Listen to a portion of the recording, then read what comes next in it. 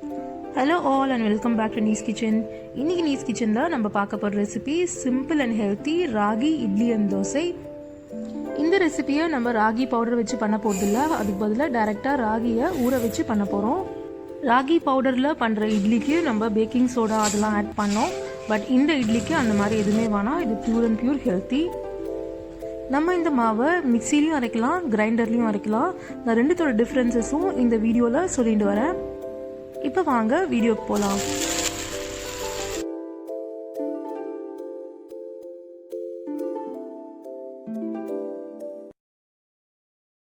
இந்த ராகி இட்லி தோசை பேட்டருக்கு தேவையான பொருட்கள்: 1 கப்பு ராகி, 1/4 கப்பு முழு உளுத்தம்பருப்பு, 1/2 டீஸ்பூன் வெந்தயம். இப்போ இது மூணுத்தையும் நல்லா வாஷ் பண்ணோம். மினிமம் 3 டைம்ஸ் ஆச்சும் வாஷ் பண்ணோம். ஏன்னா ராகியில் வந்து நிறைய டஸ்ட் இருக்கும், அதெல்லாம் க்ளீன் பண்ணி நமக்கு வராது. அதனாலே ராகி பவுடர் யூஸ் பண்ணாமல் இந்த மாதிரி முழு கிரெயின் ராகி யூஸ் பண்ணுறது பெட்டர். ஸோ 3 டைம்ஸ் வாஷ் பண்ணிங்கன்னா உங்களுக்கு வாட்டர் வந்து நல்லா கிளியராக ஒயிட் ஆயிடும். இப்போ நான் முதல் வாட்டி க்ளீன் பண்ணிட்டு எவ்வளோ அழுக்கு இருக்குன்னு காமிக்கிறேன். இது பாருங்க, சும்மா குழஞ்சதுக்கே இவ்வளோ அழுக்கு இருக்கு. ஸோ 3 டைம்ஸ் வாஷ் பண்ணிங்கன்னா வாட்டர் வந்து கலர்லெஸ் ஆகிடும். இப்போ அதுக்கப்புறம் உங்களுக்கு காமிக்கிறேன். நல்லா ஒரு 3 வாட்டி வாஷ் பண்ணிட்டேன். வாஷ் பண்ணதுக்கப்புறம் வாட்டர் கலர் டிஃப்ரென்சஸ் பாருங்க, நல்லா தெளிவாயிடுச்சு வாட்டர். ஸோ இதுதான் கரெக்டான டைம். இப்போ இதை நம்ம நல்லா ஊற வைக்கணும். நான் வந்து மினிமம் 6 ஹவர்ஸ் ஊற வைப்பேன். ஆக்சுவலி 3 ஹவர்ஸே போகிறோம். பட் 6 ஹவர்ஸ் ஊற வச்சிங்கன்னா உங்களுக்கு ரிசல்ட்ஸ் வந்து ரொம்ப நல்லா வரும். இப்போ 6 ஹவர்ஸ் கழிச்சு எப்படி இருக்குன்னு பார்க்கலாம்.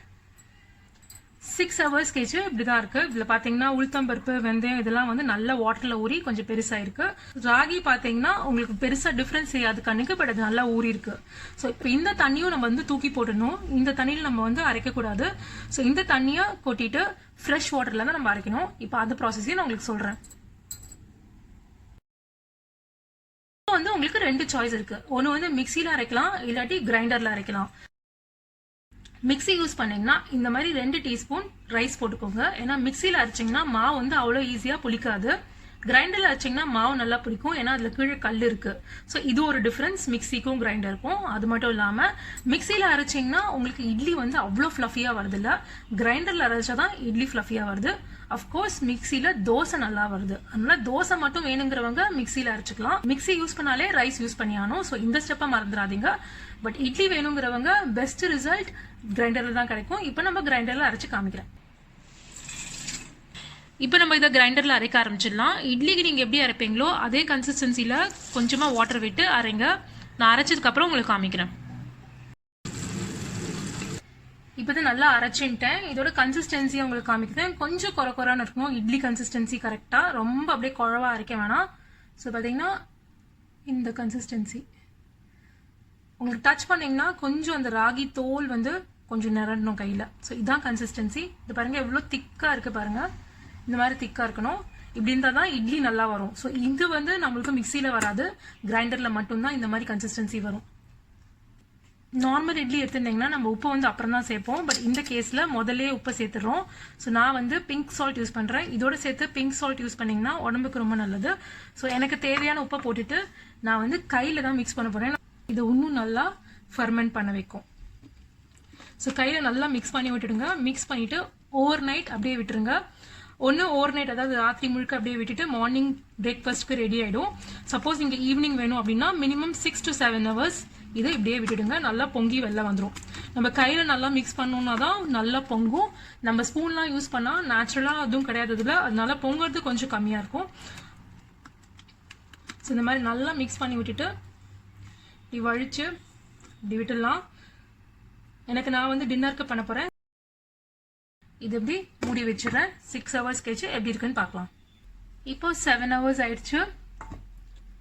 க்ளோஸ்அப்பில் காமிக்கிறேன். கொஞ்சம் பொங்கி இருக்கு. இப்போ இதை நல்லா மிக்ஸ் பண்ணி விட்டுடலாம்.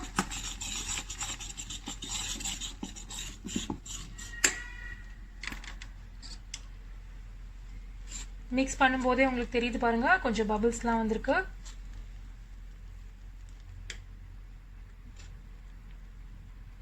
நல்லா திக்காக பண்ணியிருக்கேன், அப்போ தான் ஃப்ளஃபியாக வரும். இப்போ நீங்கள் பார்க்குற பேட்டரில் நான் ரைஸ் சேர்க்கவே இல்லை. இந்த வீடியோ கடைசியில் ரைஸ் சேர்த்த பேட்டர் சாம்பிள் ஒன்றும் காமிக்கிறேன். வீடியோ கடைசியில் அதை பாருங்கள். இப்போ நான் இதை இட்லி பேனில் ஊட்டுறேன். ஸோ இட்லி பேனில் கொஞ்சோண்டு ஆயில் விட்டுக்கிறேன். இப்போ நம்ம பண்ணியிருக்கிற குவான்டிட்டிக்கு நமக்கு வந்து 9 இட்லிஸ் வரும். தோசை பண்ணுறதுனா ஒரு 10 to 11 தோசாஸ் வரும். அஃப்கோர்ஸ் தோசை சைஸ் வந்து ஒவ்வொருத்தரோட திக்னஸ்க்கு ஏற்ற மாதிரி மாறும். இப்போ நான் வந்து 4 இட்லி இதில் பண்ணி காமிக்கிறேன். அப்புறம் இதே பேட்டரை வச்சு தோசை பண்ணி காமிக்கிறேன்.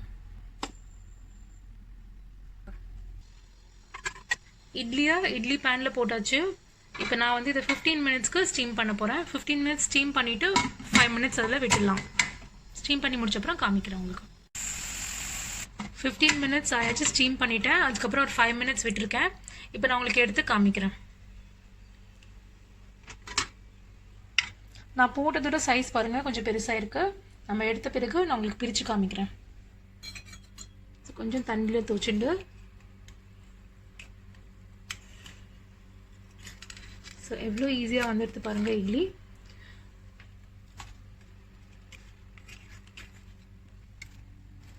ஸோ 4 இட்லி நம்ம எடுத்துட்டோம்.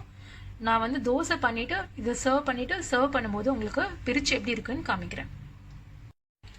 இப்போ இதே பேட்டரில் நான் தோசை வாக்க போகிறேன். ஸோ அது வந்து இந்த திக்னஸில் வாக்க முடியாது, அதனால் கொஞ்சம் வாட்டர் சேர்த்துக்கிறேன்.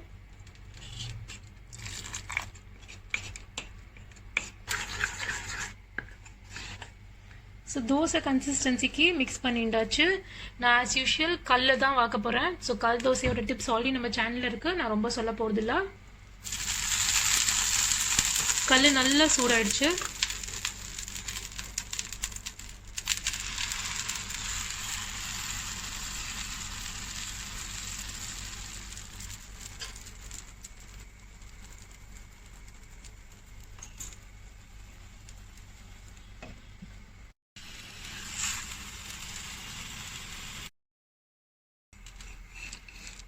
பாருங்க ஈஸியாக வந்துச்சு. கல் அதாங்க செம்ம அட்வான்டேஜ். கல் மட்டும் நல்லா பழகிடுச்சுன்னா நமக்கு எந்த தோசையாக இருந்தாலும் ஈஸியாக வந்துடும்.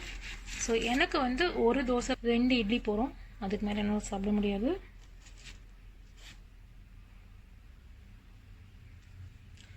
இப்போ நான் உங்களுக்கு இந்த இட்லியை வந்து பிரித்து காமிச்சு எப்படி போரஸாக இருக்குன்னு காமிக்கிறேன். ஸோ இட்லி இப்படி தான் இருக்குது பாருங்க, எவ்வளோ போரஸாக இருக்குன்னு, எவ்வளோ சாஃப்டாக இருக்குன்னு, ஈஷிக்கவே இல்லை. எவ்வளோ நல்ல ஹோல்ஸ் போரஸாக இருக்குது பாருங்கள். ஸோ இது அவ்வளோ சாஃப்டாக இருக்குது.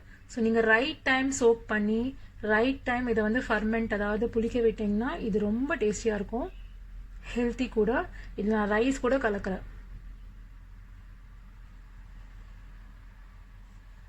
இப்போ அதே 1 கப் மெஷர்மெண்ட்டுக்கு நான் ரைஸ் போட்டு அரைச்சிருக்கேன், கிரைண்டரில் தான் அரைச்சிருக்கேன். டிஃப்ரென்ஸ் பாருங்கள், ஆல்மோஸ்ட் இந்த பாத்திரம் ஃபுல்லாக மேலே வந்துருச்சு. அதுக்கு ரீசன் வந்து ரைஸ் வந்து நல்லா இதை புளிக்க வச்சிருச்சு. ஸோ இதுதான் டிஃப்ரென்ஸ், ரைஸ் போட்டு ரைஸ் போடாமல். நல்லா புளிக்க வந்துருச்சு. இதில் இட்லியும் செம்ம சாஃப்டாக வரும். பட் நான் ரைஸ் போடாமல் உங்களுக்கு இட்லி பண்ணி காமிச்சிருக்கேன். ஏன்னா சில பேர் ரைஸ் ப்ரிஃபர் பண்ண மாட்டோம், அதுக்காக நான் அதில் பண்ணி காமிச்சிருக்கேன். இதில் பண்ணிங்கன்னா நான் காமிச்சதோட ஒன்றுமே ஃப்ளஃபியாக வரும்.